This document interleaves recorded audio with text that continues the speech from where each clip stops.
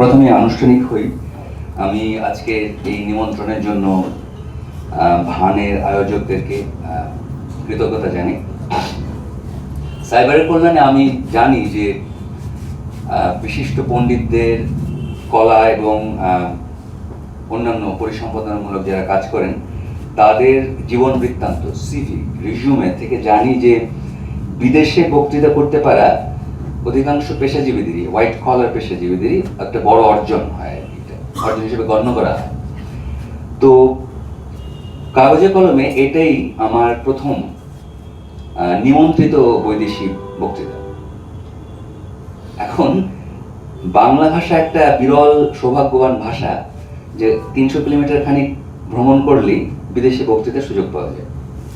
এই বিরল ভাগ্য কয়েকটি মাত্র ভাষার কপালে জুটেছিল ইতিহাসে, পৃথিবীর ইতিহাসে। এমনকি জার্মান ভাষীদেরও আর নেই, ছিল বা আছে কোরীয় ভাষীদের, আছে স্পেন দেশীয় ভাষীদের, স্প্যানিশ ভাষীদের, আছে পাঞ্জাব ভাষীদের, বাংলা ভাষীদের। কয়েকটা যে বিরল আধুনিক রাষ্ট্রের মধ্যে যে অল্প একটু দূরত্বে গেলেই বিদেশে বক্তৃতার নিমন্ত্রণে সিভিতে যোগ করা যায়। তার মধ্যে পাঞ্জাব ভাষীদের যদি কাউকে না চটিয়েও বলি, তবে দুই দেশের সাংস্কৃতিক রাজনৈতিক সম্পর্ক যে পরিমাণ মানে বর্জ্য সদৃশ্য করতে পেরেছেন আমাদের রাষ্ট্রশাসকেরা, নমস্য জনমস্যই তারা, তাতে করে আর নিকট ভবিষ্যতে পাঞ্জাব ভাষীরা পরস্পর বিদেশে বক্তৃতা আনন্দ পেতে পারবেন না একই ভাষাতে।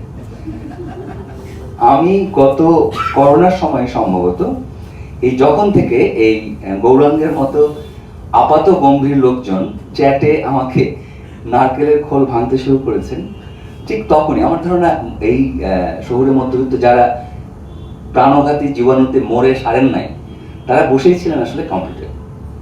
তো কম্পিউটারে আপনার করল্লার পায়েস কিংবা ধরুন অন্যান্য যে সকল কি কি ক্রিয়েটিভিটি এবং কি কি চিন্তামূলক কাজ তারা করতে পারেন তার একটা নিদর্শন আপনারা পেয়েছেন। এই রমে যারা আসছেন তাদের কারোর এটা বলবার সম্ভব নেই, অনেক ছোট ছিলাম মনে নেই, যেহেতু নিকট অতীত।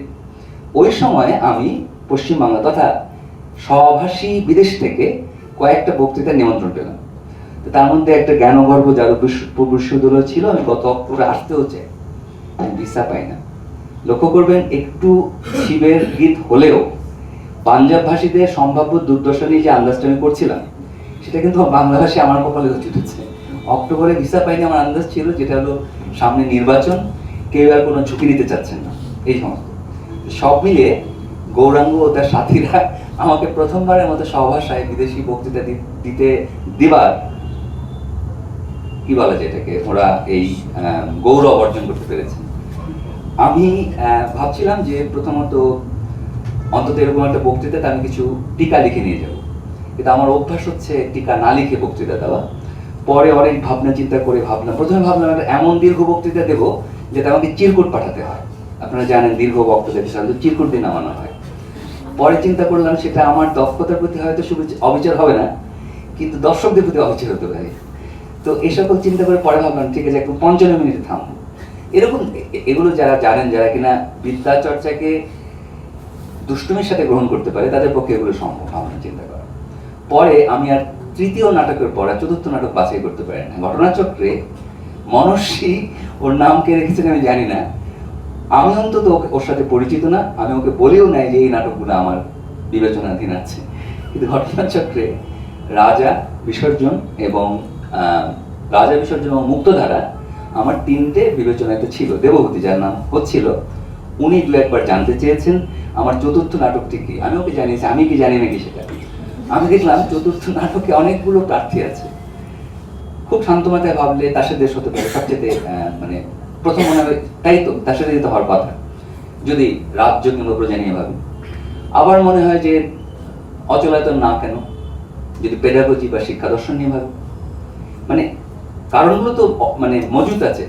দেবভূতি জানেন, গৌরাঙ্গ জানেন না। মায়ার খেলা আমার দুর্দান্ত পছন্দ, অন্তত এই কারণেও যে উনি শেষে এসে কলকাতায় নবগজিত মধ্যবিত্তের মান রক্ষার জন্যই হয়তো ওই ধরনের একটা আপনার হেটেরোসেক্সুয়াল প্রণয়ধর্মী অন্ত না করালে মায়ার খেলাতে প্রণয় নিয়ে তার অদ্ভুত ধরনের অন্তর্দর্শিতা আছে।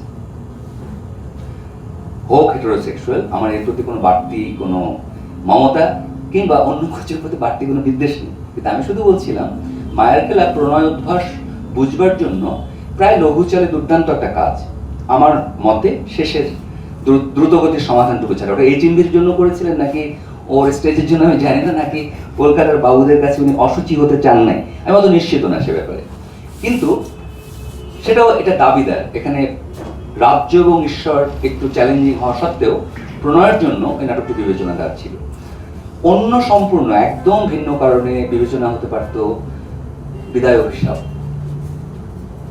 আবারও পেডাগজির কারণে। ঠিক দুজন কর্তব্যকে যেভাবে দেখেন, আপনারা মেহেরবানি করে দয়া করে এই দুজনে যে দুই লিঙ্গের আপাতত রবীন্দ্র পাঠের সময় এই লিঙ্গ বিচারটা, অধুনার যে লিঙ্গ বিচারগুলো আমরা শিখেছি অন্তত ফেমিনিস্ট তত্ত্ব ভাবনার কারণে, সেগুলোতে আমি বিনয়ের সাথে বলবো সেগুলো থেকে দূরে থাকতে কিছুটা, তা না হলে অনেকগুলো নাটক পাঠে আমাদের ভুল হতে পারে। তো এখানে কচ এবং দেবযানী যদি আমরা নির্লিঙ্গ করে দেখি, এটাও কিন্তু আবারও শিক্ষা দর্শন এবং জ্ঞানের কি প্রয়োগ, এই প্রশ্নে কিন্তু দুজনের কিন্তু মূলগতভাবে কচ যেখানে স্বতন্ত্র হয়ে পড়েন তা কিন্তু প্রজা ভাবনা, শাসন ভাবনা, গভর্নেন্স। জ্ঞানী হলাম তারপরে কি। তো এখানে আপনি যদি যুক্তি দিয়ে সাজাতে থাকেন, চতুর্থ যে খুঁটিটা আমি বেছে উঠতে পারছিলাম না, তার একটার পর একটা দাবিদার ছিল। আপনারা যদি শান্তভাবে চিন্তা করেন তাহলে বুঝতে পারবেন প্রত্যেকটা দাবিদারই আমার আলসেমির কারণে। আমি কোনোটা দিয়ে আর অভিনিবেশ করছিলাম না, তা হলেই হয় একটা।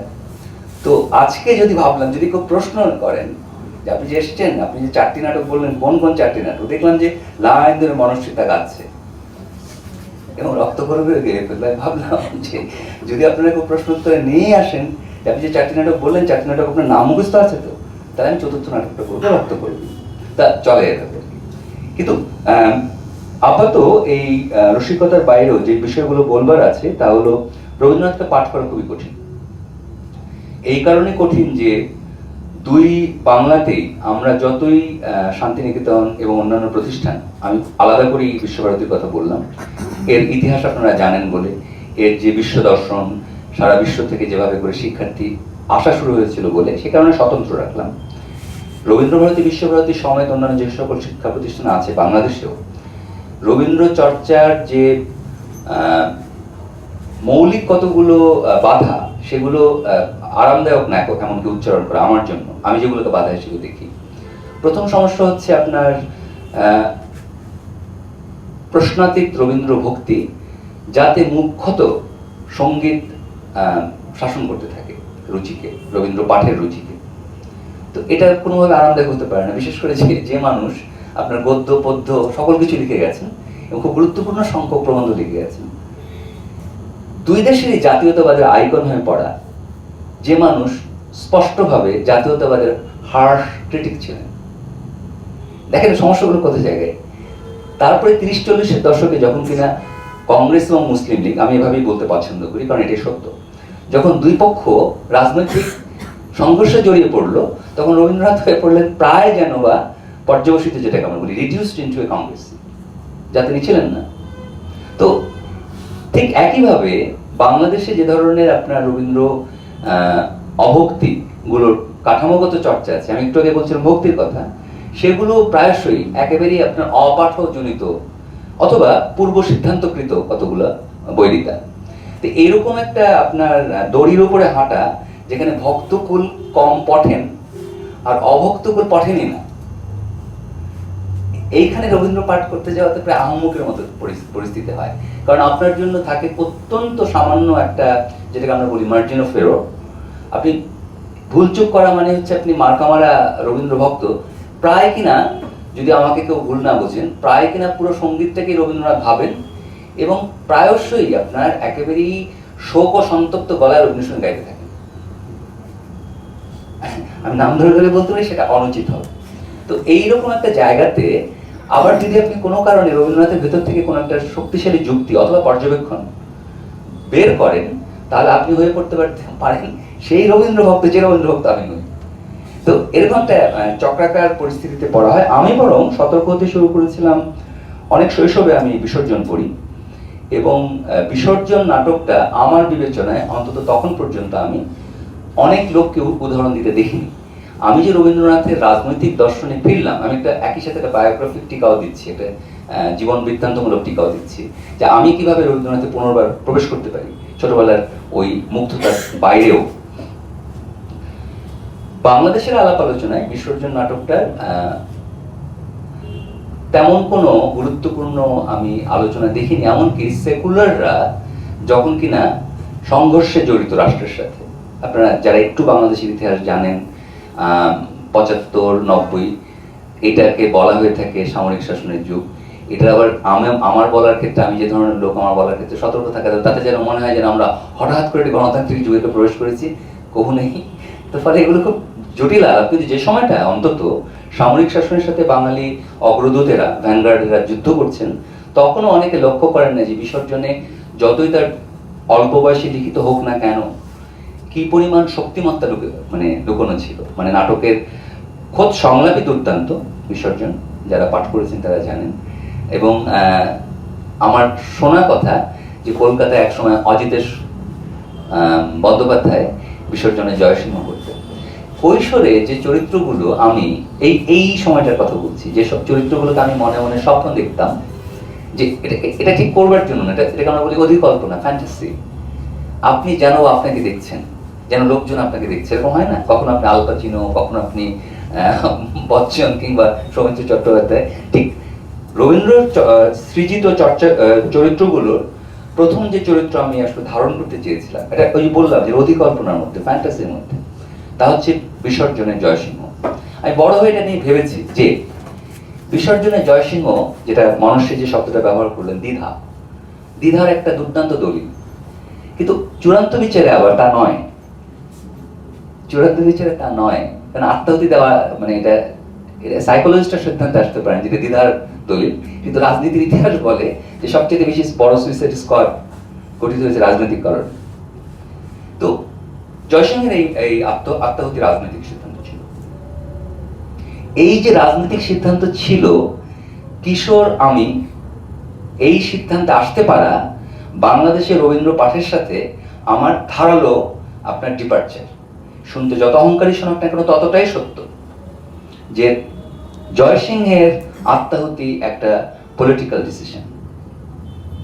এই যে রাজনৈতিক সিদ্ধান্ত, আর রাজনৈতিক সিদ্ধান্তটার দুটো অন্তত বড় আমরা প্রান্ত পাই। একটা প্রান্ত পাই যিনি ত্রিপুরেশ্বরীকে সাক্ষী মানছেন, রঘুপতি। এবং খেয়াল করে দেখলে রঘুপতি ততটুকুই পুরোহিত যতখানি রাজনীতিবিদ, আর গোবিন্দমাণিক্য ততখানি রাজা যতখানি প্রজা। যদি কেবলমাত্র একটা নাটকের পাঠেও আমরা স্থির হই যে গোবিন্দমাণিক্য স্বপ্নাদেশ পেলেন, দেখেন নাটকের কোথাও গোবিন্দমাণিক্যের স্বপ্নাদেশেও আমরা সত্য কিনা, এটা উদ্ধৃতি চিহ্নের ভিতরে সত্য আমরা জানি না, কিন্তু আমরা জানি রঘুপতির স্বপ্নাদেশটা মিথ্যা। রঘুপতি যখন বললেন যে দেবী রক্ত চাইছে, আমি আমাদের বাংলায় বলছি, তখন আমরা জানি যে রঘুপতি এটা চট্টামি করলেন, বাংলায় যেটা কেন বলি ম্যানিপুলেট করলেন, উনি কারসাজি করলেন। তিনি তার ক্ষমতা, তার অহংকার, দুটোই সম্ভবত এখানে স্ল্যাশ দিয়ে বলতে হবে, একটা বিকল্প নয়। তার রাজনৈতিক ক্ষমতা এবং তার অহংকার দুটোকেই বলবৎ রাখবার জন্য তিনি যে স্বপ্নাদেশের কথা বললেন সেটা যে মিথ্যা তা পাঠক মাত্রই জানে। কিন্তু গোবিন্দমাণিক্যের স্বপ্নাদেশ সত্য না মিথ্যা তা আমরা জানি না, আমাদের আন্দাজ করতে ভালো লাগে তা সত্য। কিন্তু এখন যারা আমরা পাঠক, আমাদের সেকুলার মনন গোবিন্দমাণিক্যকেও সেকুলার ভাবতেই পছন্দ করে, তাহলে দেবীর এসে খামোকা স্বপ্নের মধ্যে ডিস্টার্ব করার কথা না।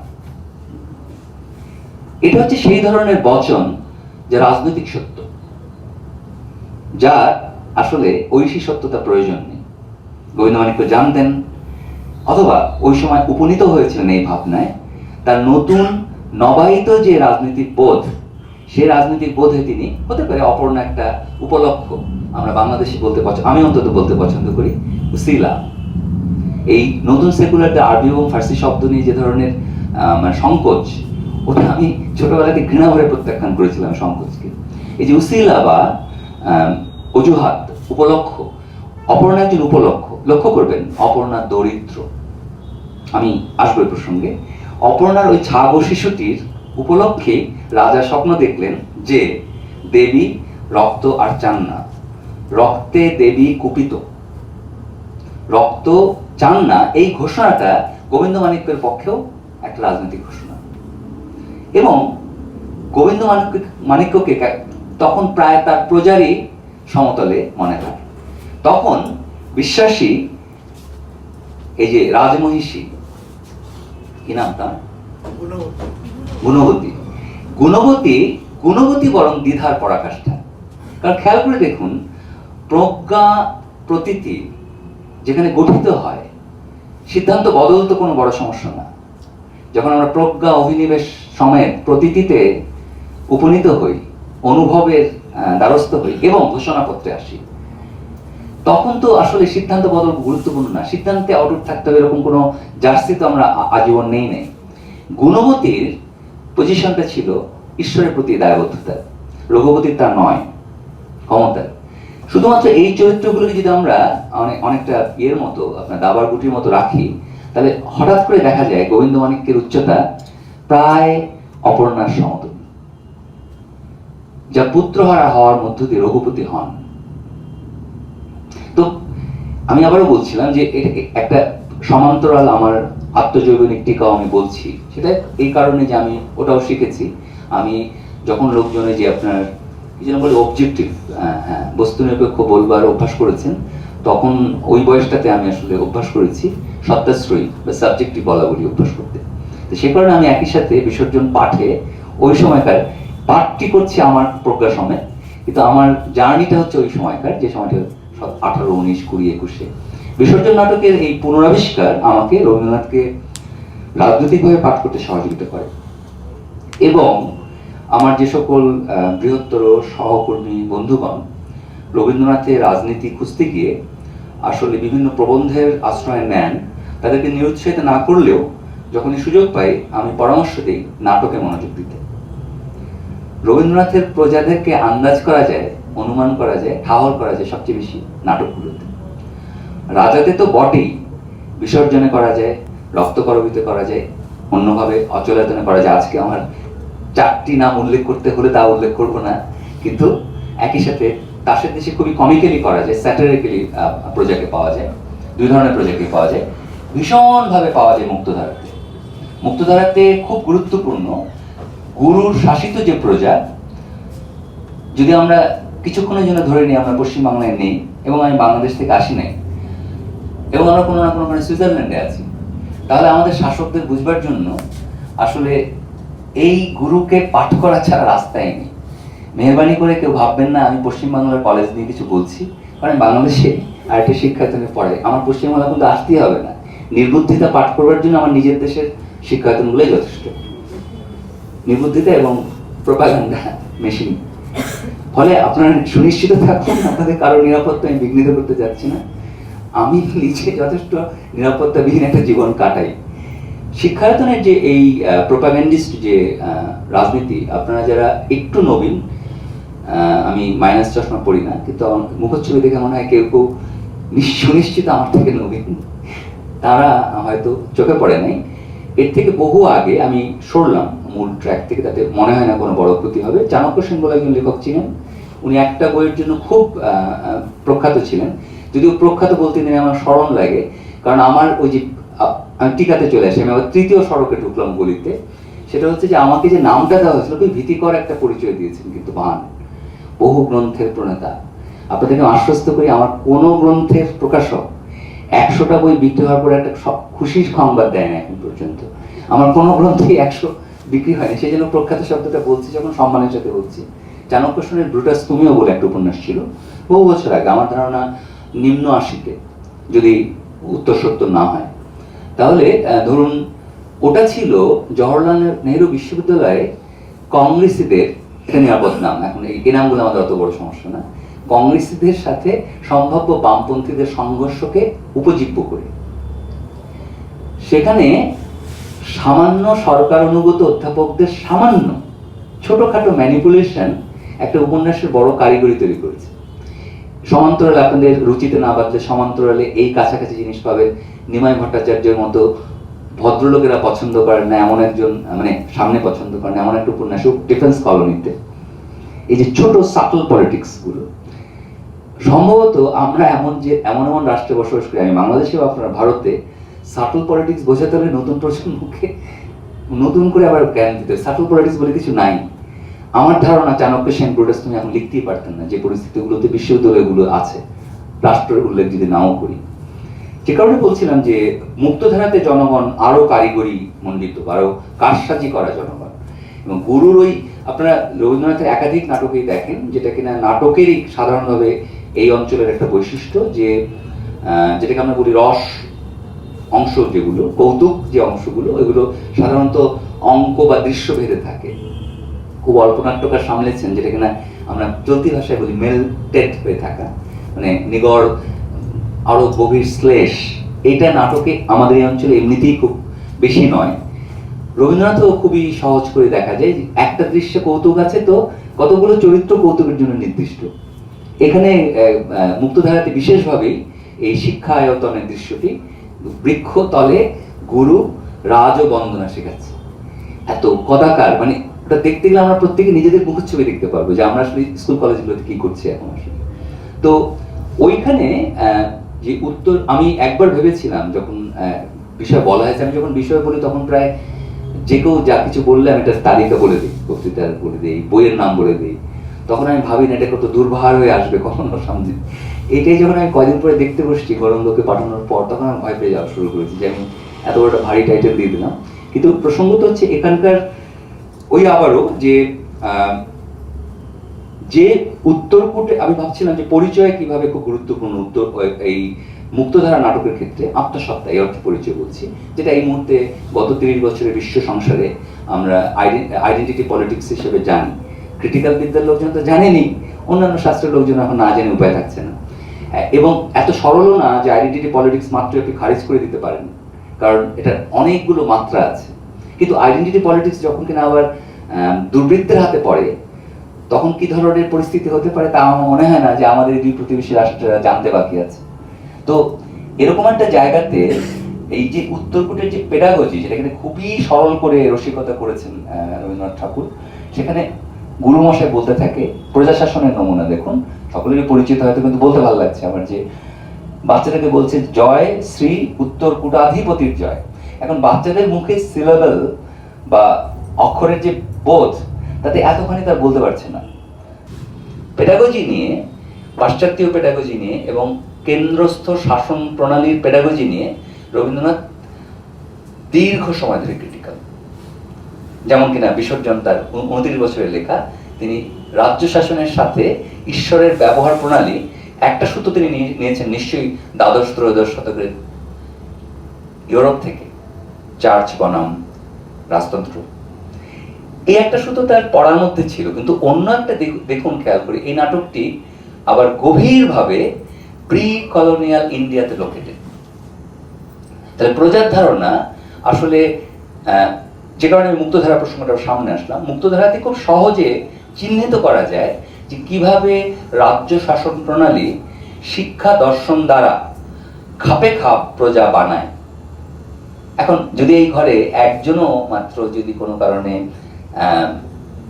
35 বছর ধরে যারা শাসনে ছিলেন, যদি সেই ভাবধারার সমাজতান্ত্রিকও থাকেন, তাহলে এটা খুব কৌতুক ছাড়া আমি শেয়ারও করতে চাই, এই পরিস্থিতিগুলোর মধ্য দিয়ে কিন্তু সমাজতন্ত্রী রাষ্ট্রগুলো গেছে, উল্টোভাবে গেছে, বিপ্রতীকভাবে, অ্যাডভার্সলি। ওরা ভেবেছিলেন যে পেডাগজি দিয়ে যদি বুর্জোয়া বানানো যায়, তাহলে পেডাগজি দিয়ে সমাজতন্ত্রও বানানো যায়, বিপ্লবীও বানানো যায়। এবার এটা ছিল খোদ স্টালিনীয় পেডাগজির একটা ফান্ডামেন্টাল প্রিন্সিপল। এই প্রকল্প সোভিয়েত ইউনিয়নে, আমি কোনো নস্টালজিয়া থেকে বলছি না, আমার জন্য সমাজতন্ত্রীয় চিন্তা কোনো নস্টালজিয়া নয়, সেই জন্য নস্টালজিয়া থেকে বলছি না, কিন্তু বলছিলাম রাষ্ট্র কিভাবে মানে বোকা হয়ে পড়তে পারে। এটা ব্রেজনেভের শাসন পর্যন্ত সোভিয়েত ইউনিয়ন এটা রক্ষা করেছিল। অর্থাৎ স্কুলে বিপ্লবী বানানো হচ্ছে ফ্যাক্টরির মধ্যে, যারা পিঙ্ক ফ্লয়েড শুনেছেন ওরকম আর কি, মেশিনে ঝুঁকছে, কিমা হয়ে বেরোচ্ছে, বিপ্লবী হয়ে বেরোচ্ছে। ব্রেজনেভ সিদ্ধান্ত নিলেন 3 জেনারেশন হয়ে গেছে, আর লাগবে না বিপ্লবী, হয়তো গেছে 30 থেকে 70-75 সাল। এখন আমার কিন্তু পক্ষাবলম্বন নয় যে আসলে ওরকম ভাবে স্কুলে বিপ্লবী বানানো সঠিক ছিল নাকি বন্ধ করে দেওয়া সঠিক ছিল, এটা বলবার মতো আসলে বাতুলতাও হয় না। আমি বলছি দুটোই আমরা চাইলে আরো সংশ্লেষ সমেত, আরো প্রশ্নমনস্কভাবে ক্রিটিক্যালি পড়তে পারি।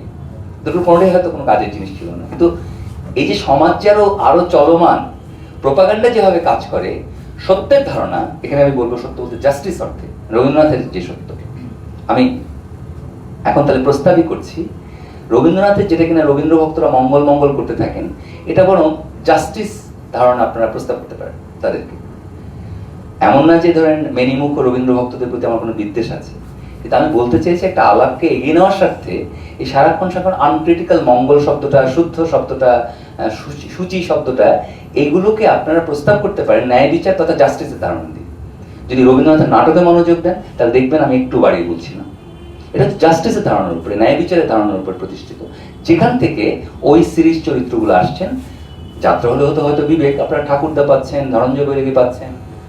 জাস্টিসের ধারণাটা আমি প্রস্তাব করছিলাম, এটা একটা কারণও হলো যে হয় কি, এইটাই বরং একটা সংকট যে রবীন্দ্রনাথের রাজ্য এবং প্রজা, এটা বুঝবার ক্ষেত্রে অনেক রবীন্দ্র ভক্তের যে সংকটটা হয় সেটা হচ্ছে ওই যে মঙ্গলের ধারণা রাজনৈতিক যে স্পেস, রাজনৈতিক যে পরিসর, এখান থেকে পাঠককে সরিয়ে দেয়, যেন একটা কল্পভূমির কথা হচ্ছে।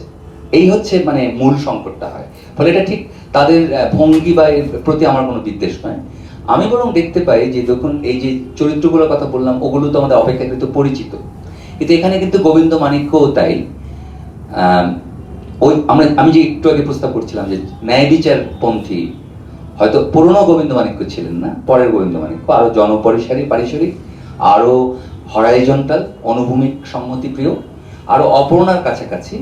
এবং এটা ঠিক শ্রেণী নিয়ে নয়, সেটা আবার আছে রক্তকরবীতে, কিন্তু এখানে অন্তত চিত্ত যে ধারণাটা আবার রবীন্দ্র ভক্তরা বলতে পছন্দ করেন, আমি নিশ্চিত না খুব বুঝে শুনে বলেন কিনা, যে চিত্তের ধারণা তারা দেন ওইখানে তিনি অপর্ণার কাছাকাছি। কিন্তু এখানে সবগুলোতেই ক্যাটালিস্ট হয় দাদা ঠাকুর, না হয় ধনঞ্জয় বৈরাগী, না হয় ঠাকুরদা, না হয় বিশু, না হয় গোসাই।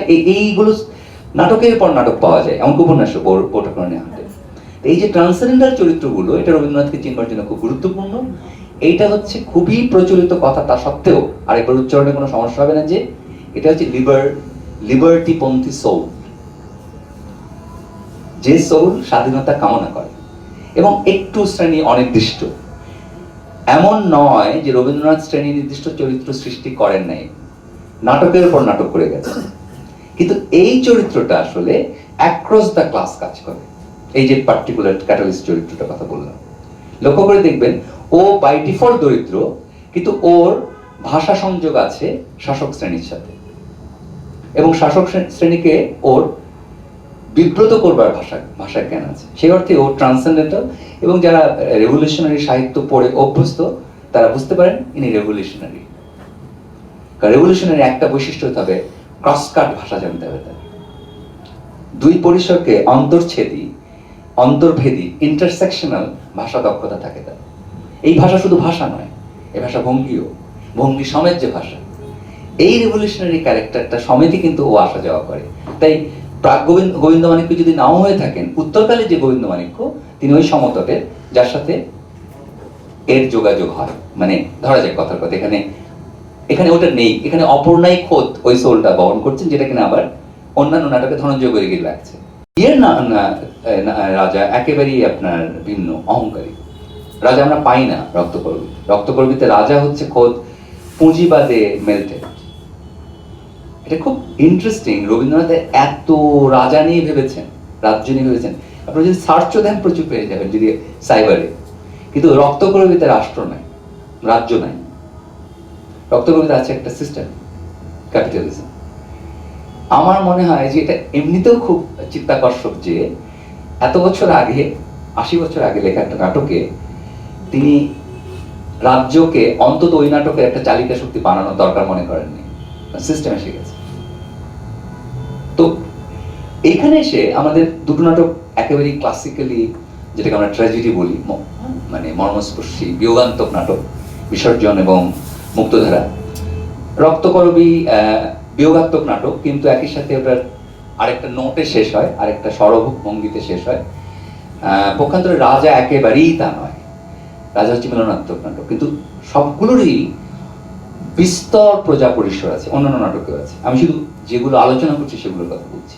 বিস্তর প্রজা পরিসর আছে, রাজাতে কম হলেও অন্যান্য জায়গাতে সমাজের রাজ্য পক্ষগুলো, মানে রাজনৈতিক পক্ষগুলো হাজির।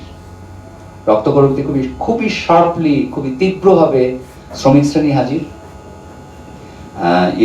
আপনার বিসর্জনে খুবই তীব্রভাবে গরিব ও তার বিরুদ্ধে প্রযুক্ত ধর্মপ্রণালী হাজির। ইয়েতে মুক্তধারাতে তো একেবারেই প্রতিবেশীর হক, প্রতিবেশীর অধিকার কেড়ে নেওয়ার যে রাজনীতি সেটা হাজির। এখানে প্রজাপক্ষ প্রায় অবধারিতভাবে মুক্তধারাতে শিবতরাই, মানে উত্তরকূটের প্রজাপক্ষ গৌণ। এখানে এখানে রাজনীতিটাই হয়েছে অন্য মানুষের, প্রতিবেশীর ভাগ্য। আয়রনি যে আমাদের দুই বাংলার সম্পর্কে সবচেয়ে বড় প্রথম বাঁধ বদল হয় ফারাক্কা বাঁধের সময়। যারা একটু প্রবীণ তাদের স্মৃতি থেকে মনে পড়বে, যারা প্রবীণ নন তারা গুগল করলেই মনে পড়ে যাবে। স্মৃতি তো এখন আরবিট্রারি হয়ে গেছে।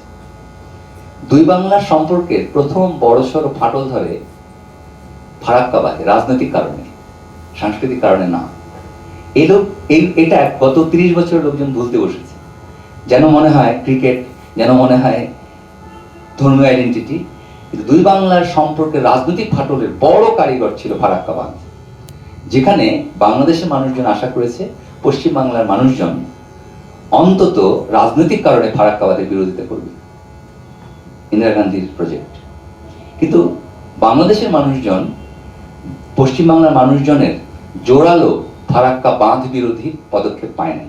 এটা আয়রনি, কারণ রবীন্দ্রনাথকে জ্যোতিষ বানিয়ে আমার কোনো লাভ নেই। আমি যে ধরনের ছাত্র তাতে তাকে গুরুদেব বলা যেতে পারে, কিন্তু সত্যি সত্যি যদি আপনাদের ওই যে আপনার পতঞ্জলির ওই বাবার মতো কিছু বানিয়ে ফেলে, আমার তাতে লোকনাথ ঠাকুর বানিয়ে ফেলে রবীন্দ্রনাথের বদলে, তাতে আমার ক্ষয়ক্ষতি হয়।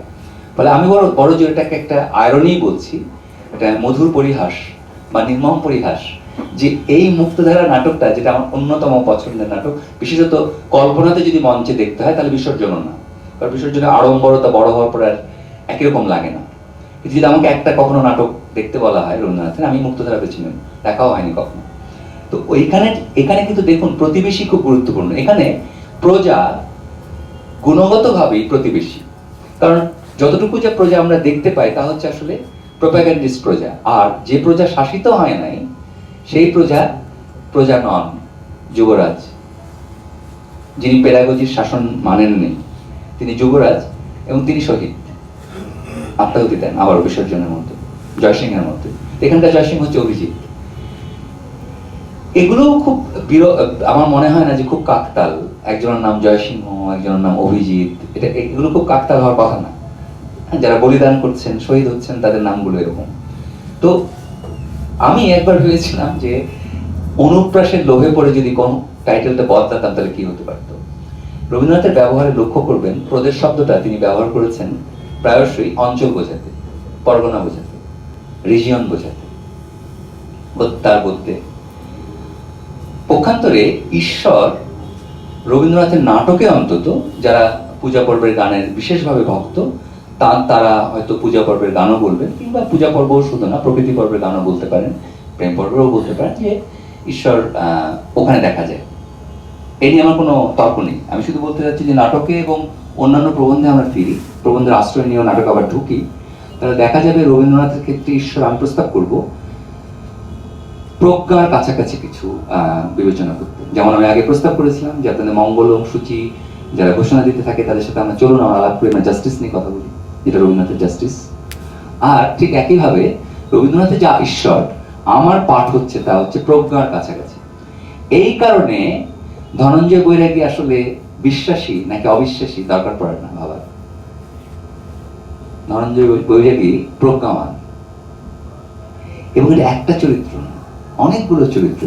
গোবিন্দমাণিক্য যখন শেষে কথা বলেন স্ত্রীর সাথে, যদি স্ত্রী শব্দটা সঠিক হয় এখানে, রানীর সাথেও বটে, রাজাতে যখন রাজা কথা বলেন, আর মানে রাজমণ্ডিত যে রানী নন, এই সাধারণ নারীর সাথে যখন কথা বলেন, খেয়াল করে দেখবেন সব ক্ষেত্রেই প্রজ্ঞা।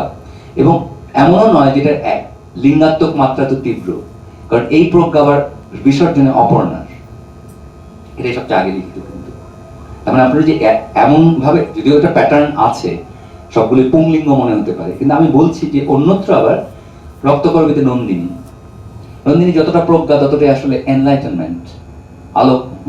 ততটাই হচ্ছে আপনার যতটা প্রজ্ঞা ততটাই হচ্ছে সংস্কৃতি, সেই অর্থে যদি বলি। কিন্তু প্রজ্ঞা নেসেসারিলি পুংলিঙ্গে আবদ্ধ, এটা আমার অন্তত পাঠ নয়, কিন্তু সতর্ক করে দিলাম এই পাঠ কারো দাঁড়াতে পারে সেই জন্য। তো সেই অর্থে বলতে গেলে যে আমি যখন রবীন্দ্রনাথের ঈশ্বর বলছি, সেটা হচ্ছে আসলে প্রজাশাসন নয়, গভর্নেন্স নয়, প্রজ্ঞা। যা হচ্ছে রাজাতে হচ্ছে সম্ভবত, যেটা আমরা ইংরেজিতে বলি হাইট অফ প্রজ্ঞা হচ্ছে রাজাতে।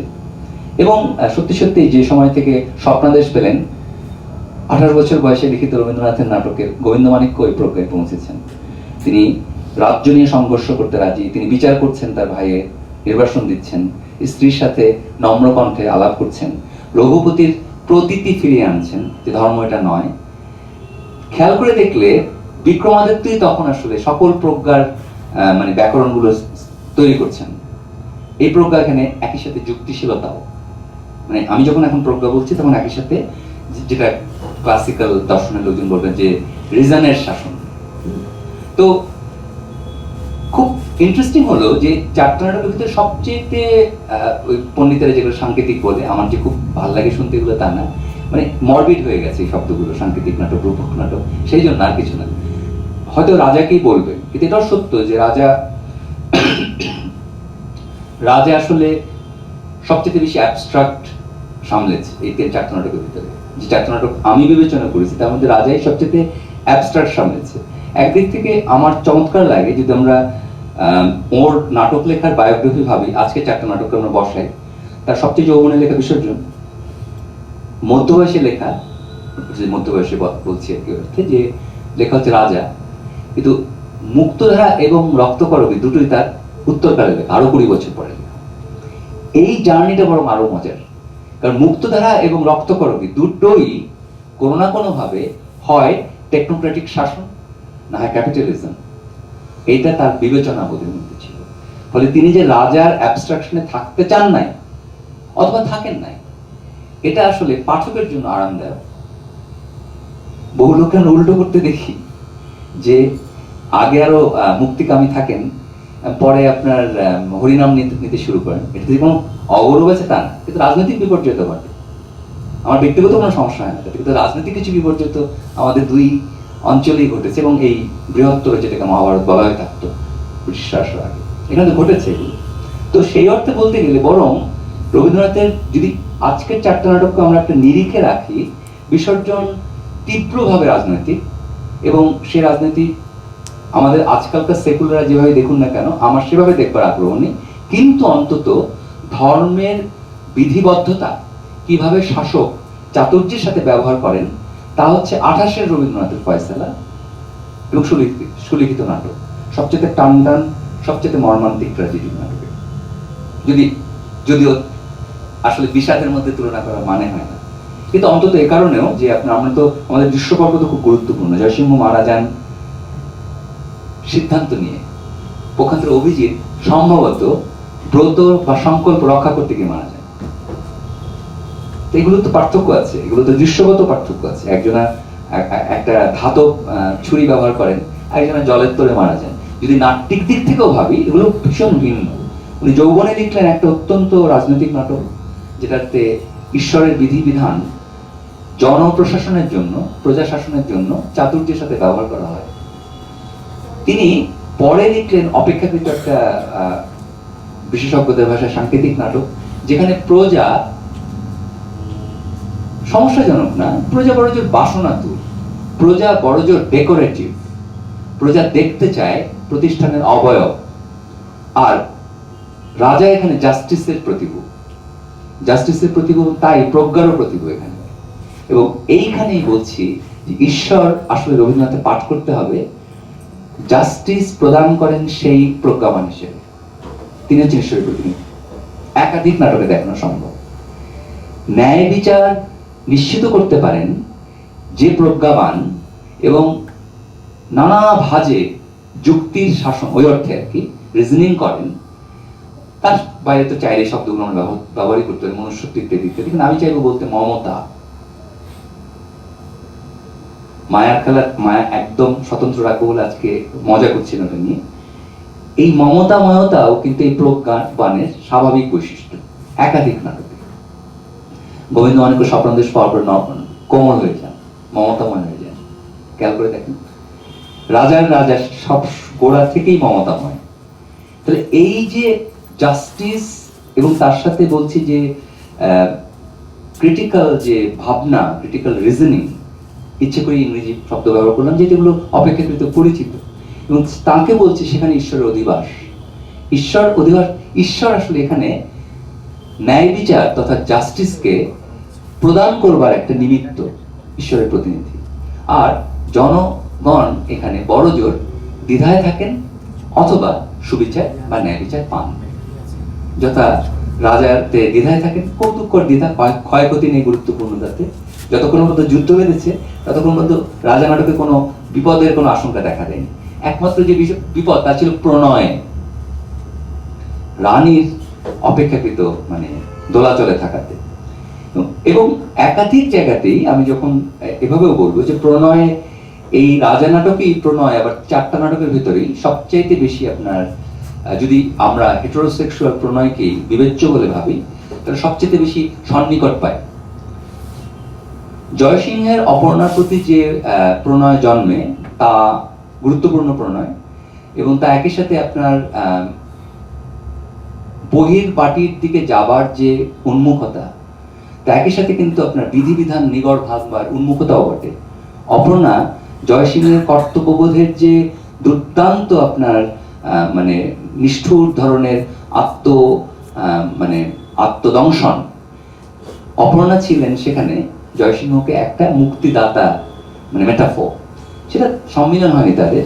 অন্য দুটো নাটকে আমরা কিন্তু গুরুত্বপূর্ণভাবে, ধরুন রক্তকরবীতে এবং মুক্তধারাতে আসলে হেটেরোসেক্সুয়াল প্রণয় কোনো প্রসঙ্গই না, আগা পাশতলা খুবই গৌণ।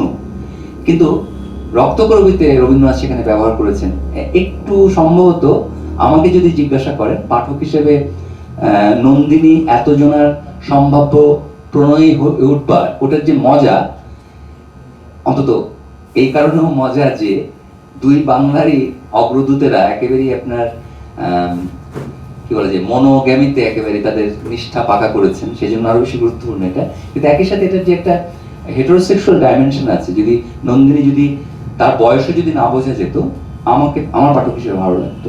যেটা কিনা মায়ার খেলাতে মায়া কুমারীদের যে বৈশিষ্ট্য, আজকে প্রসঙ্গ না, মায়া কুমারীদের কিন্তু আমরা দেখতে পাই না, মানে দেখতে পাই না বলতে কল্পনা করা খুব কঠিন হয়ে দাঁড়ায়, ওরা কিভাবে বিচরণ করেন, ওদের কি জব ডিসক্রিপশন কি। সে অর্থে বলছিলাম যে যদি নন্দিনীর জব ডিসক্রিপশন আরেকটু এখন বরং বলবো সাংকেতিক হতো রাজার মতো, তাহলে আমার পাঠক হিসেবে ভালো লাগতো। এটা একটা মানে রিডারশিপ মাত্র, পাঠকত্ব ঘোষণা মাত্র, এটা কোনো সনাতনী নিন্দা নয়। কিন্তু খেয়াল করে দেখলে একাধিক জায়গাতেই লক্ষ্য করা যাবে যে রবীন্দ্রনাথের প্রণয় সম্পন্ন হয় জাস্টিসের মধ্য দিয়ে। সেটা বিসর্জনে একদম নিশ্চিত, কারণ জয়সিংহর আসলে এই আত্মাহুতি ছাড়া, এই জেদ, এই অহংকার এবং এই রাজ্য শাসনের কোনো নিষ্পত্তি ছিল না। ফলে যে মুহূর্তে জাস্টিস হলো, আমরা অপর্ণার বিষাদ, রঘুপতিরও বটে, মধ্য দিয়ে ওদের প্রণয়ের গুরুত্ব একভাবে আমাদের আরেকভাবে মানে নাড়া দেয়। পক্ষান্তরে সুদর্শনের সাথে রাজার যে যদি সংক্রমণ প্রবাহ বলি, এই প্রবাহটা কিন্তু বরাবরই একটা মিস্টেক, বরাবরই একটা ধাঁধা আছে, হেয়ালিপনা আছে, দুর্দান্ত শান্ততা আছে রাজার তরফে। রানীর তরফেও গুরুত্বপূর্ণ অস্থিরতা নাই, আসলে খোঁজ আছে, অনুসন্ধান আছে, কিন্তু অস্থিরতা নাই। পরিশেষে ওই যেটা যদি আমরা বলি এভাবে যে প্রশান্ততা, এই প্রশান্ততা নিশ্চিত হয় রবীন্দ্রনাথ কল্পিত জাস্টিসের দ্বারা। যদি কোনো কারণে রঞ্জন ধরুন মারা না পড়তেন, যদি কোনো রঞ্জনের মারা পড়াটা এই যন্ত্রীকরণের সাথে সম্পর্কিত, তার অমোঘ পরিণতি, তাহলে খেয়াল করে দেখলে কোনো প্রণয়, যে নাটকগুলো আমরা বিবেচনা করছি, কোথায় প্রণয় সম্পন্ন হচ্ছে না। মুক্তধারাতে যদি প্রণয় প্রসঙ্গ নাও থাকে, সম্পন্ন হচ্ছে না কারণ কোথাও না কোথাও আমরা দেখতে পাই জাস্টিস ছাড়া, ইনসাফ ছাড়া, ন্যায় বিচার ছাড়া প্রণয় সংগঠিত হয় না। প্রণয় স্বাভাবিকভাবেই মুক্ত মানুষদের কাজ। এটা রবীন্দ্রনাথের বরং পদ্যে অনেক প্রমাণ পাবে আজকের আলোচনা।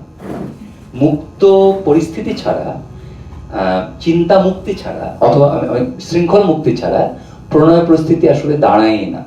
সেটা বরং তাসের দেশে খুবই স্যাটারিক্যালি তিনি দাঁড় করান, কিন্তু আজকে ওটাকে প্রসঙ্গে রাখিনি। তো যেখানে এসে জাস্টিস তথা ন্যায় বিচার খোদ ঈশ্বরের প্রতীক হয়ে উঠছেন, প্রজাশাসনের প্রিন্সিপাল হয়ে উঠছে, নীতি হয়ে উঠছে, এবং জনগণ যখন সেই অর্থে অন্তত সমতটে থাকছে, তাতে ঠিক এটা মার্ক্সবাদীদের দেখানো সাম্যবাদ কিনা সেটা প্রসঙ্গ না, কিন্তু চিত্তের যে স্বাধীনতা সমেত থাকতে পারে বিভিন্ন লিঙ্গের মানুষজন, প্রণয় সেখানে সংগঠিত হয়। সেই অর্থেই রবীন্দ্রনাথের যদি অনুপ্রাস করতাম তাহলে হয়তো আমি বলতাম প্রদেশ, প্রজ্ঞা, প্রজা এবং প্রণয়। কিন্তু এই অনুপ্রাসটা না হলেও আজকে আলোচনা কোনো ক্ষতি হয় না তাতে, বরং অনুপ্রাসটা তখন জবরদস্তি মনে হতে পারত। এখানে ঈশ্বর ওই ন্যায় বিচার সম্প্রদান করছেন, তার অনুঘটক হচ্ছেন, তার উপলক্ষ হচ্ছেন। মর্তে থাকা রাজা কখনো নিষ্ঠুর, যে রাজাকে দেখি না, নিষ্ঠুর রাজাটা সবচেয়ে বেশি হচ্ছে রক্তকরবীতে, যেখানে প্রায় তিনি অনুপস্থিত, তার হয়ে ব্যবস্থা, যা চাইলে আমরা সরল ট্রান্সলেশন করতে পারি, পুঁজিবাদ কাজ করছেন। এবং অন্যান্য জায়গাতে রাজা প্রধানত হয় প্রজা হিতৈষী, নয়তো প্রজা হিতৈষী স্বপ্নাদেশ পেয়ে হয়ে উঠছেন। তো এই যে ব্যাকরণ ৩-৪ দশকে তার নাট্য বিচারে থেকে যায়নি। সেই কারণেই আমি যখন সুযোগ পাই, বন্ধুরা বিরক্ত হলেও বা সহকর্মীরা বিরক্ত হলেও মনে করিয়ে দেই যে রবীন্দ্রনাথের রাজনীতি বুঝবার জন্য তার নাটকে মনোযোগ দিতে হবে। আমি যদি এই পর্যন্ত বলে থামি তাদেরকে আমাকে নিন্দা করা হবে। বরং যদি কোনো প্রশ্নোত্তর থাকে, আপনারা যদি অনুমতি দেন এখানে বুঝতে পারি, সেটা বরং কাজের হতে পারে। প্রশ্ন থাকতে হবে তা না, কিন্তু থাকলে আমি আমার ভাবনা বলবার সুযোগ পাবো। এখন আমি খুবই ডেয়ারিং শিক্ষক বলে পরিচিত। আমি হয়তো সত্যি সত্যি কখনো ধুম করে অরণ্যের অধিকার বা অরণ্য শিক্ষার্থীদেরকে সুপারিশ করে বসি। এখন এই শিক্ষার্থীরা হচ্ছে ক্লাস 12 পর্যন্ত, আমরা বাংলাদেশে একটা এক্সপ্রেশন আছে, হারাম বলতে ফিকশন পড়েনি, এরকম আর কি ধরেন। তো পরিস্থিতিটা তো শুধুমাত্র একদিকে নয়। রবীন্দ্রনাথ প্রসঙ্গে যদি থাকি, যে কেন আমি কিভাবে দেখতে পাই যে এগুলো পেডাগজিক্যাল কোশ্চেন, অনেকগুলো জিনিস ডিল করেছেন। আবারও যখন অন্য একটা বয়সে প্রবন্ধ করতে গিয়ে মনে হয় যে না, তো এটা তো এখানে উনি এইটা নিয়ে চিন্তিত ছিলেন। গত কিছুদিন আমি ঢাকাতে, যদিও সাইবার এগুলো কোনো মানে হয় না, হয়তো আমি অনেক কৈশোরে পড়েছিলাম, মানে বলা যেটা ক্লাস 12-এ থাকতে পড়েছিলাম যে মুসলিমদের শিক্ষা নিয়ে ওর কিছু টিকা আছে, তার দরকার পড়ে নাই কখনো। তো হঠাৎ করে ঢাকাতে কেউ হয়তো খেয়াল না করি আবল তাবল কথাবার্তা বলছে। তো ওটাই বলছিলাম যে কিভাবে নাটক সংলাপ আছে বলেই হয়তো নাটকে যত জীবন্ত তর্কগুলো ধরা পড়ে, এই তর্ক বলতে একেবারেই আমরা বলছি যেটাকে যে চিন্তাধারার মধ্যেকার সংঘর্ষতে তর্ক বলছি, এইটা এমনিতেও খুব তাকে পাঠ করা সহজ মনে হচ্ছে। বাছাইটা খুবই র্যান্ডাম, আপনারা বুঝতে পারছেন। কিন্তু এটা সত্য যে রবীন্দ্রনাথের প্রজা দর্শন, যাই বলি ঈশ্বর দর্শন, এগুলো বুঝবার জন্য আসলে মুক্তধারা কিংবা বিসর্জন বাদ দেওয়া সম্ভবই না, একদম অবধারিত বাছাই। তো সে কারণে বলছিলাম যে মনশ্রী বাছাইটা বেশ কাকতাল মনে হতে পারে, কিন্তু আসলে আমি মজা পাচ্ছিলাম ওখানে শুনতে শুনতে। আপনারা কেউ চাইলে কোনো বিশেষ নাটকের উদাহরণ দিতে পারেন কিংবা কোনো প্রবন্ধেরও রেফারেন্স দিতে পারেন। একটা জিনিস যেমন বলি, সম্প্রতি, এটা ফিলার হিসেবে বলছি তা না, ঘরে নিঃশব্দ থাকলে কোনো সমস্যা নেই, বা আমরা 2 মিনিট সব প্রস্তাবও করতে পারি গণতন্ত্রের মৃত্যুকে, যদি আপনারা একমত হন। কিন্তু আমি ভাবছিলাম যে ধরেন কথার কথা যে সংস্কৃতি বিষয়ে তার যে ইন্টারভেনশন, মানে আমি এই ধরনের পাঠক যে কিনা আসলে সংশয় বোধ করি না, অল্প বয়সেও করি নাই। সংস্কৃতি যখন, কালচার শব্দটা যখন উনি সুপারিশ করেন রবীন্দ্রনাথ, তখনও কিন্তু 2-4 জন গ্রন্থকাররা কৃষ্টি বলেছেন। তো ওইখানে যেমন ধরা যাক সত্যি সত্যি রবীন্দ্রনাথকেও খুব দ্বিধাগ্রস্ত, সংশয়ী একজন লোক মনে হয়, এবং উনি সত্যি সত্যি কৃষ্টি শব্দটাতে কৃষ, এই মানে এই ধাতুটি থাকাতে ওনার এই প্রবন্ধে উনি সত্যি সত্যি কিন্তু চিন্তিত হয়ে পড়েছিলেন। তো তখন একটু ধাক্কা লাগে, মানে যে লোকটা রক্তকরবী লিখছেন কিংবা যে লোকটা রাজা নাটক লিখছেন, তার হঠাৎ, এবং মুক্তধারা, মানে কৃষিজ ভূমির জন্য জল পানি সরবরাহ করতে গিয়ে তো মারা পড়লেন। এই ট্র্যাজেডির নায়ক যিনি, তিনি হঠাৎ করে এই কালচার প্রবন্ধে চিন্তিত যে কৃষ্টি শব্দটা যদি কোনো কারণে বাংলায় চালু হয়ে যায় তাহলে কর্ষণ সাথে সম্পৃক্ত থাকবে। ইংরেজিতে তাই আছে এগ্রিকালচার কাছে, কিন্তু পয়েন্ট হচ্ছে যে এইটা এগুলো তো আমাদের ধরেন পাঠক হিসেবে, আমি বলতে চাইছি পাঠক হিসেবে যদি ওইটুকু প্রশ্নমনস্ক না হই, ক্রিটিক্যাল না হই, তাহলে শুধু ভক্তি আর আনুগত্য দিয়ে এইটা ধরা সম্ভব ছিল না যে লোকটি মুক্তধারা লেখেন তার আসলে এই প্রবন্ধটা উচ্ছ্বাসজাত হয়েছে, বিবেচনা প্রসূত হয়নি, তাই না? মানে কি আসে যায় কৃষ্টি, মানে একটা শব্দে আমাদের এই অঞ্চল তো আপনার মূলত কৃষি জমির অঞ্চল। হ্যাঁ, 200 বছর আগে তাহলে আমি একটা কথা বলছি যে এই যে রবীন্দ্রনাথ নিয়ে আমাদের, মানে আমি খুব ছোট বয়সে একটা কথা ভাবছিলাম একেবারে এমএ পাশ করার সময় যে এই জনতা, এই প্রজা যদি আমরা এখানে বলি, আমাদের পার্থ চট্টোপাধ্যায়ের যে প্রজা এবং তন্ত্র এবং এই নিয়ে যে কাজ, সেটা দেখার আগেই আমি তখন এই সমস্ত বইয়ের নামটাম জানতাম না। এখন এই জনতা চরিত্র এবং যে জনতা বলেই তো এটা যে প্রজা হিসেবে যদি আমরা দেখি, আমি এরকম একটা ভাবনা ভেবেছিলাম এবং দু একটা জায়গায় বলেও ছিলাম খুব অকুত ভয়ের সঙ্গে, যে এই প্রজাদের প্রতি রবীন্দ্রনাথের মানে ওর কিভাবে দেখেন, মানে ধরুন বামপন্থী যে ডিসকোর্স, তাতে শেষ পর্যন্ত গরিব গুরব মানুষ যারা কাজকর্ম করছে তারা শেষ পর্যন্ত জয় হবে, তারা জয়ী হবে, একদা তারা জয়ী হবে। এখন রবীন্দ্রনাথ এই প্রজাদের সঙ্গে তার নাটকের জায়গা থেকে পড়তে গিয়ে আমি দেখছিলাম যে বহু সময় তিনি কিন্তু আসলে প্রজাদের দিয়ে কিছু হবে না এরকম একটা জায়গাতে পৌঁছচ্ছেন, এবং বহু জায়গাতে হবে বলেও পৌঁছচ্ছেন, এবং তার হবে বলে যে জায়গাগুলোতে পৌঁছচ্ছেন সেখানে তিনি সাংঘাতিক পোয়েটিক হয়ে যাচ্ছেন, যেন তার একটা অ্যাবস্ট্রাকশন চলে আসছে, যেন এই হওয়াটা, ধরুন আপনি আমাদের রক্তকর্বীর সমস্ত কিছুর পরে নীলকণ্ঠ পাখি এলে তবেই আমি বুঝতে পারবো রঞ্জন আসছে, তালে তালে কোদাল করতে লাগলো, চলতে লাগলো, এই যে পুরো ব্যাপারটার মধ্যে তখন কিন্তু তার রিয়ালিটির যে জায়গাটা সেটা যেন কমছে এবং অ্যাবস্ট্রাকশনের জায়গাটা বাড়ছে। এইটা নিয়ে আপনার কি মনে হয়, আপনার মানে এই জায়গাটা? আমার এটা খুবই ইন্টারেস্টিং প্রশ্ন এটা আসলে। আমি এমনিতেও যখন আমি আগ্রহী ছিলাম, আমি শিশুকালে অন্য অনেকের মধ্যে রবীন্দ্র ভক্ত ছিলাম, যার কোনো বিশেষ কোনো মানে নেই রবীন্দ্রনাথ শোনা ছাড়া। কিন্তু সত্যি সত্যি আমি ওই যে সময়কালটাতে মানে রুশ বিপ্লবও হয়, একটা আপনি জানেন, তারপরে উনি গেছিলেন ওখানে, তো 29-এ গেছিলেন, এবং আমার কাছে কাকতাল মনে হয় না যে রক্তকরবী তারপরে লেখা, মানে এগুলো হয় না যে আমি বলতে চাচ্ছি যেগুলো এরকম হওয়ার কথা না। লেখকের জার্নি যদি আমরা মানে ওর মাথা বিশেষ হতে পারে, কিন্তু রচয়িতার মাথা তো একটা প্যাটার্ন আছে যে কিভাবে ফলো করে। এটা 26-এ, কিন্তু আমি বলছি যে বিপ্লবোত্তর কালের দুটো মেজর নাটক তার এটা, এবং আমি এবং পুঁজিবাদের ব্যাপারে তার যে সতর্কীকরণ কিছু প্রবন্ধ আছে এই শিল্প বিপ্লব নিয়ে, আমি এটা মনে করি যে ওই যে অ্যাবস্ট্রাকশন, আপনার সাথে আমি একমত, অ্যাবস্ট্রাকশন আছে, সেটা কিন্তু আছে আপনার কমিক্যাল হলেও তার সাথে দেশেও আছে, কিন্তু মানে আসলে পরের দশাটা কি, কাঠামো ভেঙে যায়, নিয়ম ভেঙে যায়, কিন্তু আসলে যে প্রাণোচ্ছলতা, মানে মুক্তির একটা মানে হচ্ছে প্রাণোচ্ছলতা, এইখানে আসলে ক্লাস অ্যানালাইসিস ওর কাজে খুঁজতে যাওয়া মুশকিল আসলে।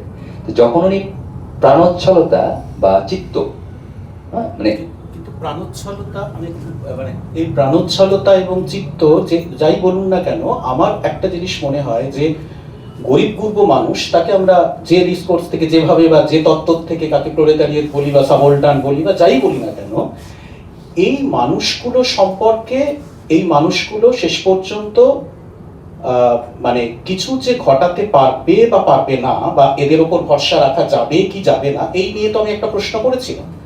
কিন্তু এই মানুষগুলোর জায়গা থেকে উনি কিন্তু কতগুলো বাতিলের জায়গাও চলে যাচ্ছেন। ধরুন আমি বড় হয়ে ধরুন আমাদের সুধীর বাবুর লেখা পড়লাম, কি সুধীর চক্রবর্তী, এখন সেখানে আমি সাহেবধ্বনি বলাবলি পড়তে গিয়ে দেখলাম যে শুধু রবীন্দ্রনাথ নয়, রামকৃষ্ণ পর্যন্ত তাদের ভেতরকার যে ইন্টারনাল ডিসকোর্স গুলো আছে, তাদের যে মেলামেশা গুলো আছে, এনআরসি আবার নতুন করে আসছে হিন্দু মুসলমান, আমাদের তো এখানকার ভদ্র মহোদয় তো খুঁজেই পাচ্ছে না যে হিন্দু হবে মুসলমান হবে, আবার মাঝখানে আছে না এরকম মানুষ ওরা কিন্তু কখনো দেখেননি।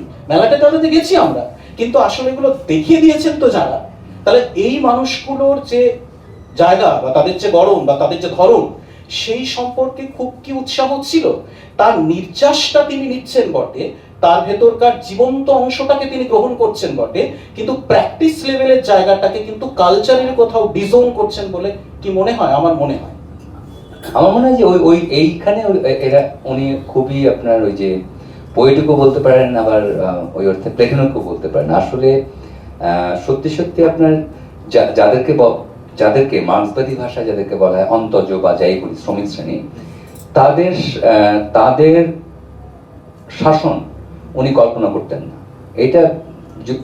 এটা হচ্ছে একটা, সে অর্থে রবীন্দ্রনাথ আরো গুরুত্বপূর্ণ যে যেগুলোকে বলা হয়েছে মার্ক্সবাদী ডিসকোর্সে বুর্জোয়া ব্যবস্থা, সেখানে একেবারেই আপনার যে বুর্জোয়া যে আপনার ন্যায় বিচার, তার সম্ভবত একদম আপনার শিখর বা হাইট হতে পারেন রবীন্দ্রনাথ। তো উনি আসলে প্রবন্ধও দেখবেন না, উনি আসলে দেখতেন না কখনো যে অন্তর্যোগের যে অর্থে আমাদের তো এটা তো খুব গুরুত্বপূর্ণ, আমাদের তো সকলেরই চৈতন্য তৈরি হয়েছে রিগার্ডলেস আমরা কেউ মার্ক্সবাদী কিনা, আমাদের তো সকলেরই চৈতন্য তৈরি হয়েছে দুনিয়াব্যাপী এই নাড়াচড়ার পরেকার চৈতন্য। হ্যাঁ, মানে যেই হই না কেন সেখানে আমার পয়েন্ট না, এটা তো আমরা বেড়ে উঠেছে, আমাদের বাপ মা মানে জন্মেছে রুশ বিপ্লবের পরে, মানে বাপ মা জন্মেছে রুশ বিপ্লবের পরে, এবং সেটার একটা জাগতিক একটা আলাপ আলোচনার দুনিয়া ছিল। হ্যাঁ, তার মধ্যে দিয়ে আমাদের কন্ডিশন হয়ে আছে মাথায়, সেইটা খুব গুরুত্বপূর্ণ এমনিতেও খেয়াল করা, আমরা যে পন্থী হয় না কেন। তাই আমি মনে করি যে রবীন্দ্রনাথের কোনো লেখা পড়ে আমার যতটুকু পড়াশোনা কখনোই মনে হয় নাই যে তিনি আসলে ওই চট্টোপাধ্যায়দের সাবলরানি বলি আর একদম বামফ্রন্টের ভাষায় মজদুর বলি, এদের শাসনে জনপদ দেখতে পেতেন না। উনি বড়জোর দেখতে পেতেন একটা ওই যে ঐশী আপনার একটা ন্যায় বিচার, যেখানে চিত্তের স্বাধীনতা এবং অবশ্যই প্রজাতোষণে নির্লোভতা নিশ্চিত করা যাবে। তো এটা দেখতে গিয়ে একাধিক নাটকও তার তৈরি আসলে। তো সেই অর্থে যদি ওই দিকের ভাষা দিয়ে বলবো যে বরং তার প্রজা হিতৈষিতা একেবারে বুর্জোয়া রাজনীতির একেবারেই শিখরের আপনার ফাইন টিউনড নাটকে, মানে এর থেকে আর কল্পনা করা সম্ভব না ওই অবস্থা। সেই জন্য এটা রাজনীতিভাবে গুরুত্বপূর্ণ, এবং আমরা এত রকমের সিস্টেমেটিক করাপশনে আছি, তখন এটা পুনর্পাঠ আরো জরুরি, তখন আসলে খেয়াল করাটা।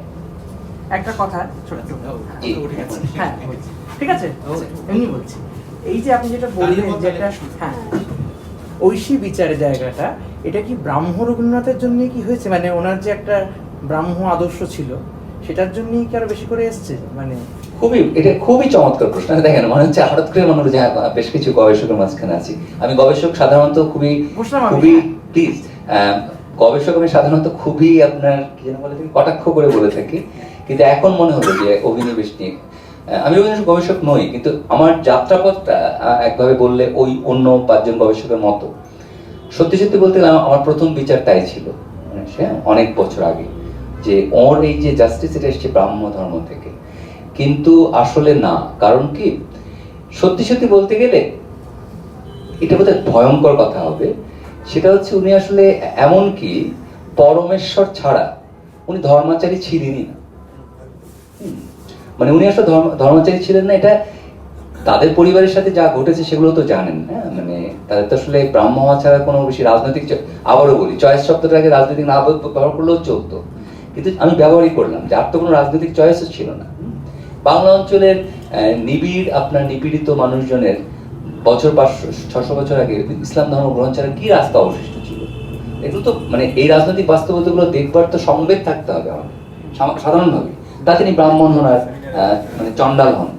তো বাস্তবতা হচ্ছে এখানে তো যারা ইসলাম ধর্ম গ্রহণ করে তাদের যাদের ভক্তিতে করেন তো করেন, আমার সম্মানের অভাব নেই, কিন্তু অন্য পক্ষের চয়েসই বা কি ছিল? ঠিক একইভাবে রবীন্দ্রনাথের পরিবার তো ধরেন ব্রাহ্ম ধর্ম গ্রহণ তো প্রায় হ্যাঁ একেবারে ছিল। তো এরকম একটা জায়গার বাদ দিয়েও যদি বলি, ওর লেখালেখিতে যদি খেয়াল করে দেখেন পরমেশ্বর খুবই প্রবল, এবং সেইটা আসলে আমার যে কারণে পরে এই সিদ্ধান্তটা বাদ দিই, সত্যি সত্যি বলতে গেলে ব্রাহ্ম নয় এমন, এবং আকার নিরাকার নিয়ে আমার বড় হতে ছোটবেলার সংস্কারগুলো আপনারা জানেন, 14 বছরের মাদুলি চিড়ে ফেলা, এগুলো তো আমিও ছিলাম, কিন্তু বড় হয়ে যখন সংবেদ নিয়ে তাকালাম এর দিকে, সত্যি সত্যি বলতে গেলে বিভাগরণ আমাকে সাহায্য করেছিল। আমার তখন বয়স 17 বা 16, যখন ওই ছবি দিয়ে যে তার ঘটনাটা, তার আগে ধরেন আপনার সাথে হাসি পেতে পারে, কিন্তু 14 বছরের একটা ছেলে হঠাৎ করে নিজেকে নাস্তিক ভাবছে, এগুলো ঘটে না? তো জীবন ওই বিবেকানন্দের ওই যে চ্যালেঞ্জ যেটা রাজাকে করেছে, ওই চ্যালেঞ্জ আমাকে নাড়িয়ে দেয়। আরে তাই তো এটার কি উত্তর হবে? তখন তো আমি রিপ্রেজেন্টেশন থিওরি পড়ি নাই 2-4 পাতা, তো এটা সত্য যে সাকার নিরাকারের ঊর্ধ্বেই এর সঙ্গে কি প্রজ্ঞার সঙ্গে কি আমি পরমেশ্বর একেবারে আমি মানে দেখেন মানে বুদ্ধিমান লোকদের পাশে বসার সুবিধা এটা আমার বলতে পারবো না। আসলে আমি বরং পরে মানে যদি বলেন এই আবিষ্কারটা আসলে ডিসকভারি বলা উচিত আসলে, যে এই আবিষ্কারটা আমি করি যে প্রজ্ঞা এবং পরমেশ্বর। রবীন্দ্রনাথের ক্ষেত্রে অন্তত যাহা প্রজ্ঞা তাহাই পরমেশ্বর তাহাই প্রজাহিত। এটা কিন্তু এই চিন্তাটা কিন্তু ফরাদ মাজারের থেকে হ্যাঁ, ফরাদ মাজার হয় কি, উনি যখন আচ্ছা উনি খুব দুর্দান্ত পাঠক, কিন্তু উনি সংগঠক হিসেবে কখনো কখনো মনে হতে পারে যে খুব বিপজ্জনক কথাবার্তা। রাজনীতি খুব ঝামেলাজনক জায়গা, কিন্তু ওর পড়াশোনা আমি বরং শুনি নাই, কারণ অনেক কিছুর মধ্যে বাদ পড়ে গেছে, কিন্তু ওর পক্ষে নেই মানে অনায়াসে। আমি যদি আমাকে কেউ জিজ্ঞাসা করতো যে কার কার তুমি কপি করলা, প্রজ্ঞা এবং পরমেশ্বর, শুনতে খুব ভালো একটা লেকচার শুনেছিলাম হেগেলের কি কি টিকে না সম্ভব। তো কিন্তু এমনি তো বাংলাতে শুনতেও ভালো শোনায়, যেহেতু দুটো প্রজ্ঞা পরমেশ্বর, তো ওর প্রজাহিতৈষী তো তাই আসলে একদম প্রজ্ঞাই পরমেশ্বর। এটা খুব পুরনো প্রসঙ্গ। একটা জিনিস তুমি যখন বলছো যে রবীন্দ্রনাথ যখন প্রজা যখন রাজ্য শাসন করবে তখন অনেকটা অ্যাবস্ট্রাক্ট জায়গায় চলে যাচ্ছে, তুমি সেখানে রবীন্দ্রনাথের কাছ থেকে কি এক্সপেক্ট করো? রথের ইচ্ছে তো উনি সেখানে অ্যাবস্ট্রাক্ট জায়গায় না নিয়ে গিয়ে উনি কিরকম লিখবেন বলে তুমি এক্সপেক্ট করো? যেখানে রবীন্দ্রনাথের অধিকাংশ নাটকই খানিকটা অ্যাবস্ট্রাক্ট, উনি তো আর কি বলে বিজন ভট্টাচার্যের মতো নাটক লিখছেন না, তুমি কিরকম এক্সপেক্ট করো? আচ্ছা, আমি রবীন্দ্রনাথের কাছে কিছু এক্সপেক্ট করি না, সেই মুরদ আমার নেই। আমি শুধু যেটা ভাবছি, এই যে দেখাটার ভেতর দিয়ে আমি কি বুঝলাম, মানে উনি যে এইটাই করলেন এবং অন্য কিছু তো করতে পারতেন, তার বদলে এই যে জায়গাটা উনি দেখাচ্ছেন বা যে কোনো কারণেই হোক, এই পথটার ভেতর দিয়ে আমি কিভাবে এটাকে পাচ্ছি, মানে আমি বলছি না যে এইভাবে লেখা হলে ভালো হতো, যেভাবে লেখা হলো তারপরে তো আমার পাঁচটা জিনিস তৈরি হচ্ছে, মানে আমি না না সে ঠিক আছে, রথের রশিতে ঠিক আছে, সেখানে তো আমি তো বলছি যে বহু জায়গায় তিনি সদর্থক একটা জায়গা দেখাচ্ছেন, আবার অনেক জায়গায় তিনি সন্দেহ প্রকাশ করছেন, এবং অনেক জায়গায় যেখানে তিনি সদর্থক দেখাচ্ছেন, রথের রশি যে সময়ের কালটাতে আসছে তখন কিন্তু খুব একটা ডেঞ্জারাস জায়গা তৈরি হচ্ছে গোটা বিশ্ব জুড়ে, যেখানে একটা পজিশন না নিতে পারলে তখন একটা ভয়ঙ্কর ক্ষতি হবে, এবং ভয়ঙ্কর ক্ষতি হবে বলে আমরা তো একটা পজিশন নিই কখনো কখনো। আমরা দেখলাম যে হ্যাঁ এই সময়টাতে আমি যদি তসলিমা এবং তসলিমা বিরোধীদের মাঝের একটা অবস্থান নিই, তাহলে কিন্তু আসলে আমি একটা গোলমাল তৈরি করছি, তখন আমাকে তসলিমার দিকেই ঝুঁকতে হলো। কিন্তু অনেক সময় আমাকে এই যে খুব মেনে বা চয়েস করে আমারও কিন্তু উপায় থাকছে না, ফলে এই কথাগুলো কিন্তু শঙ্করবাবুর লেখার মধ্যে আমি পেয়েছি যে অনেক সময় এই চয়েসের ক্ষেত্রে আমাদের অবস্থানটা নেওয়ার ক্ষেত্রে, যেটা আমরা ইনহাউস নিতে পারছি, যখন আমি মাইকের মধ্যে নেই, আমি ঘরের মধ্যে আছি, তখন যে সততা আমার বাচনের মধ্যে আমি রাখতে পারছি, যখন পাবলিকলি আমি সেটাকে আসছি, তখন কিন্তু তার অর্থান্তর ঘটে যাওয়ার একটা সমূহ সম্ভাবনা থাকছে। ফলে রবীন্দ্রনাথ আশাবাদের জায়গাটা আমি আমার একটা লেখাতে এরকম ভাবে একটা দেখানোর চেষ্টা করছিলাম একেবারে শুরুর থেকে। হ্যাঁ, একদম এক্স্যাক্টলি ঠিক যে রথের রশির মতো জায়গাতে গিয়ে 1939 এগিয়ে আসছে, হ্যাঁ, পোল্যান্ডে ঢুকে পড়বেন হিটলার, এইরকম একটা সময় দাঁড়িয়ে তিনি যে জনগণকে দিয়ে যে রশি টানাচ্ছেন, এটাকেও যে খুব একটা আমার মনে হয়েছে যে এটা ওই যে রূপক যতই ক্লিশেড হয়ে যাক, এটাকে আমি যদি শব্দ দিয়ে বলি যে এটা একটা অবস্থা, এটা একটা আইডিয়া যে এইভাবে চলবে, কিন্তু এটার ভেতরের যে এই নাটক পড়তে গিয়ে আমার যে খুব একটা কনভিকশনের জায়গা থেকে এইটিই সম্ভব বা এইটিই একমাত্র প্রতিপক্ষ বা এটি একমাত্র অল্টারনেটিভ, এটা অন্তত আমার পাঠে আসে, এইটি হচ্ছে আমি বলতে পারি। আমি একটু ছোট্ট করে দেবতী যোগ করি। আমি এবার মানে ও যেটা বললেন সেটা আপনাদের একটা কি ধরনের থিয়েটার ভোগনৃত্যেরও সম্পর্ক আছে, মানে একই থিয়েটারের, তা আপনাদের এই আলোচনা নিশ্চয়ই চলবে, কিন্তু আমি একসাথে মনে করি যে রক্ত করবে যদি নন্দিনী না থাকে, খুবই মুশকিল একজন চরিত্রকে না, মানে প্রস্তাব আকারে বলছি, তাহলে কিন্তু আসলে এত বড় অ্যাবস্ট্রাক্ট না, মানে মাইনাস নন্দিনী, কেউ বলতে পারে মাইনাস নন্দিনী রক্ত করবে থাকে কি থাকে, মানে খুবই জ্যান্ত জ্যান্ত সব লোক আছে, তাদের খুবই জ্যান্ত জীবনযাপন আছে, তো সেটা অচলায়িত না। ফলে আমার যেটা ধারণা, আমি যেটা নয় তাকে সেটা বানানোর কোনো কারণ দেখি না, কিন্তু এটাও সত্য যে 30-40-এর রবীন্দ্রনাথ যে ধরনের রাজনৈতিকভাবে যে ধরনের উনি নিজেই যে ধরনের তাড়াপড়েনে পড়ে গেছিলেন, হ্যাঁ, সেইটা খানিকটা মায়ানীয় দেখা যায় আসলে। সত্যি সত্যি বলতে গেলে মুক্তিকামী রাজনৈতিক দর্শনের সাথে আমি মনে করি না তার পরিচয় ঘটেছিল। এটা মানে এটা বিশেষভাবে একটা পার্টি ট্রেনিং এর প্রসঙ্গটা। এক দুই হলো তিনি একেবারেই সত্যি সত্যি কোনোভাবে লোকজন যাই বলুক না কেন তাকে ঠিক ব্রিটিশ, যেটা কিন্তু বাংলাদেশে একটা পপুলার ডিসকোর্স অনেকগুলোর মধ্যে, যিনি ব্রিটিশ রাজের অনুগত ছিলেন, এরকম সরল কোনো ব্যক্তিত্বই তার ছিল না। তো এইরকম তার মধ্যে অবশ্যই একটা বিশ্ববিখ্যাতি কিন্তু খোদ একটা চ্যালেঞ্জিং জায়গা, খ্যাতি কিন্তু খোদ একটা চ্যালেঞ্জিং জায়গা যেটা তিনি অর্জন করেছেন। ফলে আমি বরং মনে করি যে 25 থেকে 40 এই সময় রবীন্দ্রনাথ আসলে হয় না যে লুকিং ফর দ্য আনসার্স, মানে এটা তার কবিতাতে ধরা পড়ে। কিন্তু এই যে একটা তো বয়স হয়ে গেছে, সেই মমতা যদি আমরা রাখি, কিন্তু যদি কবিতা যদি খেয়াল করি তাহলে তার কিন্তু এটা দেখা যায় আর কি, তার যে দার্শনিক সুতহীনতাটা, তো সে তাদের থাকে তাদের আসলে নাটকও প্রভাব পড়বে। কিন্তু সত্যি সত্যি আমি প্রস্তাব করছি যে আপনার নন্দিনীকে বাদ দিয়ে ভাবুন, রক্ত করবে কিন্তু একদম প্রায় নেক্সট টু মানে অ্যাকচুয়াল ওয়ার্ল্ডের গল্পটা, মানে সাংকেতিক না হয়ে অ্যাবস্ট্রাক্ট না। তাহলে আমরা এবার থেমে যাই, কেননা বড় হওয়ার আগে থেমে যেতে পাওয়ার মানে যোগ্যতা আমাদের অর্জন করতে হবে। ক্রমশ আমরা পারি না। আপনারা আর কেউ কিছু, দিবঙ্গত দা, সঞ্জীব দা, কিছু একটা আচ্ছা মানব একটা কথা, হ্যাঁ দেবাহুতি বললেন, দেবাহুতির সঙ্গে আলাপ নেই, এটা খুব সত্যি আমার আপনার কথার সঙ্গে গৌরবের কথার সঙ্গে আমার মিল ছিল যে ওই রকম প্রোটোটাইপে ওনাকে দেখা যাবে না। আসলে এটা আমরা সবাই জানি যে কোনো কিছু যখন আমরা বিচার করতে যাই তখন আমার মাথায় কিছু ছক থাকে, কালচারাল স্ট্রাকচার থাকে, সেখান থেকে আমি ওটাকে দেখি। এবার ওটাতে আমি ওর ছাদে বসাই বা না বসাই, হ্যাঁ ওটা আমার থাকে। এবং খুব দুঃখের বা আনন্দের কিনা জানি না, আমার বন্ধু গৌরাঙ্গ একটি রাজনীতি করে বা সেটা করতেই পারে, সেটা ওর বিষয়। আমিও করেছি একই রাজনীতি, করেছি কিন্তু মজা হচ্ছে